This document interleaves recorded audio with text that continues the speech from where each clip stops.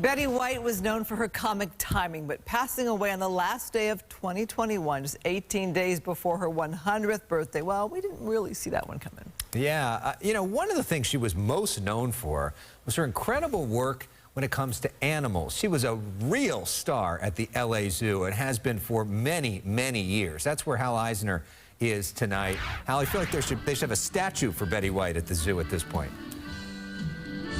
It's amazing what they ought to do, all the possibilities, and all the possibilities are out there. But you know what? Betty White loved the LA Zoo.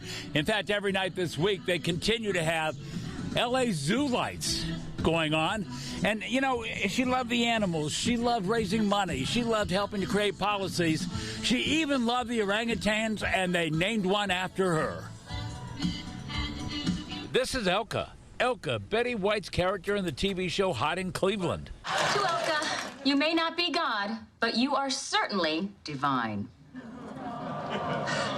If I were God, my birthday wish would come true. She loved seeing Elka when at the LA Zoo. And would there be any conversation between the two of them? Usually one-sided. Tom Jacobson, who heads up the Greater Los Angeles Zoo Association, loved White's sense of humor, but even more so, her commitment to the zoo, its animals, and her love for her late husband, Alan Ludden. And when Betty came to the zoo, one of the things she always did was she would come to this plaque and say a few quiet words to her late husband and, you know, dust off the plaque a little bit.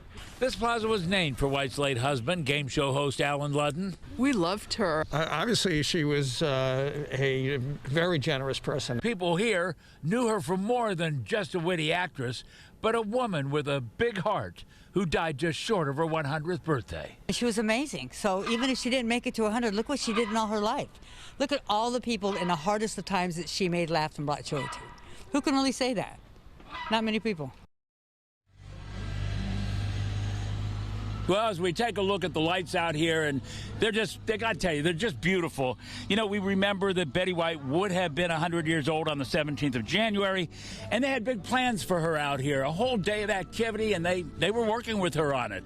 Well, unfortunately and sadly, she's gone, but they will still have a Betty White Day here at the Los Angeles Zoo with a lot of activities and maybe some surprises as well. Alex, Christine, back to you. Great memories there, Hal, and beautiful background as well. We just want to give a shout out to you, my friend. 40 years of news television just in LA alone. How's it feel? You know, it feels pretty terrific. I gotta tell you, there's great pride. It's been a great 4 decades. I've been so blessed and lucky to be able to talk to all of you out there at home and tell you stories and work with people like Alex and Christine. I had this vague recollection of getting here 40 years ago and thinking I'm not going to last in this town 2 weeks, and here we are 40 years later. So I'm very grateful for all that's transpired, and as I say, onward and upward. Yeah, 40 years on TV in Los Angeles, but that wasn't your start. How many years total, Hal? Well, we're giving away my age right now. 15 years of radio. Before that, going back to the age of 16, followed by these 40. I'd say it's somewhere in the neighborhood of about 54 years of broadcasting overall. Wow. Well, you know what, my friend? Job well done, and you're always so enthusiastic. I always say the nicest guy in the business, and the fact that you're grooming the next generation of young journalists through your journalism camp each and every year, you're just doing amazing work, and we thank you so much for your hard work. Yeah, congrats, Hal. Thank you. Thank you. May we all have as long and fulfilling life as Betty White and as long and fulfilling career as Hal Eisner. Yeah. Which is incredible. Yeah.